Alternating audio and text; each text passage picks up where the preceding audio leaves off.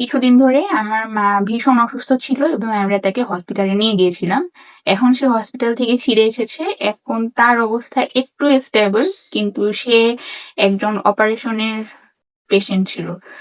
Operation theatre থেকে একজন পেশেন্টকে যখন বাসায় নিয়ে আসা হয়, তখন আমাদের প্রথম একটা রিস্ক থাকে যে যেকোনো রকম ইনফেকশন হয়ে যাওয়ার একটা রিস্ক থাকে বা ভয় থাকে। এবং আমরা চেষ্টা করি যে ইনফেকশনটা যাতে না ছড়ায় অথবা ইনফেকশনটা যাতে না হয়, এই জন্য আমরা সেই যেগুলো পোশাক পরছে এবং সেটা বেডিং পত্র হোক বা সে যা কিছু ইউজ করছে সবকিছুতেই আমরা চেষ্টা করি জার্ম ফ্রি রাখার। তো জার্ম ফ্রি রাখার জন্য আমরা যে কাজটা সবাই করি, এটা সবাই জানেন যে আমরা রোদে কাপড়টাকে খুব ভালোভাবে শুকিয়ে নেই এবং ডিটারজেন্ট দিয়ে কাপড়টাকে ওয়াশ করার চেষ্টা করি। এবং আরো ভালো সুরক্ষার জন্য আমরা ডিটারজেন্টের সঙ্গে ডেটলটাও ইউজ করি, যাতে কাপড়টা আমাদের ইনফেকশন ফ্রি থাকে। এখন আমরা যেহেতু এই কাজটা সবাই করি, একটা পানির মধ্যে আমরা ডিটারজেন্ট দেই, ডেটল দেই, সেখানে ফেনা হয়।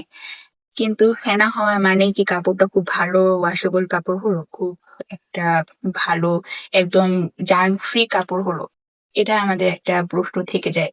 কারণ অনেক সময় ফেনা মানেই যে কাপড়টা খুব ভালো ওয়াশেবল কাপড় হবে, বিষয়টা এরকম না। আজকে আমরা এটার পিছনে কেমিস্ট্রিটা কি হয় সেটা নিয়ে জানবো। যখনই আমরা পানির মধ্যে ডিটারজেন্ট এবং ডেটল দেই, সেখানে ডেফিনিটলি একটা ফেনা হয়, কিন্তু ডিটারজেন্টের মধ্যে একরকম আয়নিক চার্জ আছে এবং ডেটলের মধ্যে একরকম আয়নিক চার্জ আছে। বলা হয়ে থাকে যে ডেটলের মধ্যে পজিটিভ আয়নিক চার্জ আছে এবং ডিটারজেন্টের মধ্যে নেগেটিভ আয়নিক চার্জ আছে। তো পানিতে যখন ডিটারজেন্ট এবং ডেটল একসঙ্গে দেওয়া হয়, তখন সেটা নিউট্রাল অবস্থায় থাকে। তার মানে সেখানে কোনো রকম কোনো কেমিক্যাল রিয়াকশনও হয় না। হয়তো আমরা চোখের সামনে ফেনা দেখতে পাচ্ছি, কিন্তু আলটিমেটলি ওখানে কাপড়টা আমাদের ওয়াশ হবে না।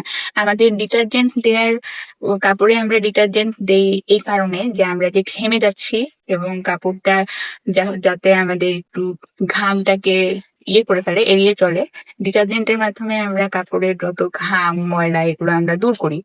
আর ডেটলের মাধ্যমে আমরা এটাকে জার্ম ফ্রি করার চেষ্টা করি। তো এই দুটার মধ্যে এটাই পার্থক্য। কিন্তু ডিটারজেন্ট এবং ডেটল একসঙ্গে ইউজ করলে সেই সলিউশনটা বা সেই পানির সলিউশনটা নিষ্ক্রিয় অবস্থায় থাকে। তার মানে সেইটা খুব একটা ওয়াশেবল ফেব্রিক দিতে পারে না। এখন তাহলে আমরা রাইট ওয়েতে কিভাবে কাপড়টাকে ওয়াশ করতে পারি বা জার্ম ফ্রি করতে পারি, এটা আমরা সবাই জানি। তারপরেও আমি বলে দিচ্ছি যে আমরা প্রথমেই ডিটারজেন্ট দিয়ে পেশেন্ট যে কাপড়গুলো পরেছিল সেই কাপড়গুলোকে আমরা আগে ওয়াশ করবো। ওয়াশ করে 24 থেকে 48 ঘন্টা আমরা রোদে শুকাবো। রোদে শুকানোর পরে সেই শুকনো কাপড়গুলো ডেটলে অ্যাটলিস্ট 15 থেকে 20 মিনিট আমরা রেখে দিব এবং 15 থেকে 20 মিনিট সেই কাপড়গুলোকে উঠিয়ে পানিটাকে নিংড়িয়ে নিয়ে আবার আমরা সূর্যের তাপে অবশ্যই কাপড়টাকে শুকিয়ে নিব। কাপড় শুকালেই অনেকটা জার্ম ফ্রি হয়ে যায় এবং আমরা যেহেতু ডাবল প্রোটেক্টিভ জার্ম ফ্রি কাপড় চাচ্ছি, এজন্য যাতে আমরা ভালো করে কাপড়টাকে শুকিয়ে নিই।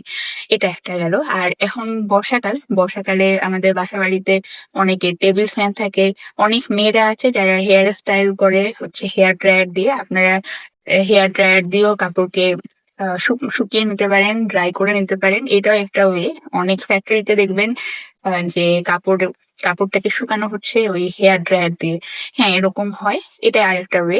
তো আই হোপ যে আজকে আপনাদের কাছে আমার এই ভিডিওটা খুবই ইনফরমেটিভ মনে হয়েছে। যদি ইনফরমেটিভ মনে হয়, অফকোর্স হার্টের পেজের সঙ্গে থাকবেন। হার্টের পেজ ইবুক নিয়ে লেখালেখি করছে। আপনারা যদি কিছু ইবুক নিয়ে জানতে চান, তাহলে আমার সঙ্গে আমার ইমেল অ্যাড্রেস দেওয়া থাকবে, সেটাতে আপনারা যোগাযোগ করতে পারবেন। এবং আমি কিছু কাস্টমাইজ ফেব্রিক নিয়ে কাজ করছি। আপনারা যদি সেই কাজগুলো দেখতে চান এবং কাজ করতে চান আমার সঙ্গে, তাহলে পিচ অ্যাট এয়ার এই পেজটার সঙ্গে অ্যাড হয়ে যাবেন। আজকে এই পর্যন্ত, দেখা হবে নেক্সট ভিডিওতে। সেই পর্যন্ত সবাই ভালো থাকবেন।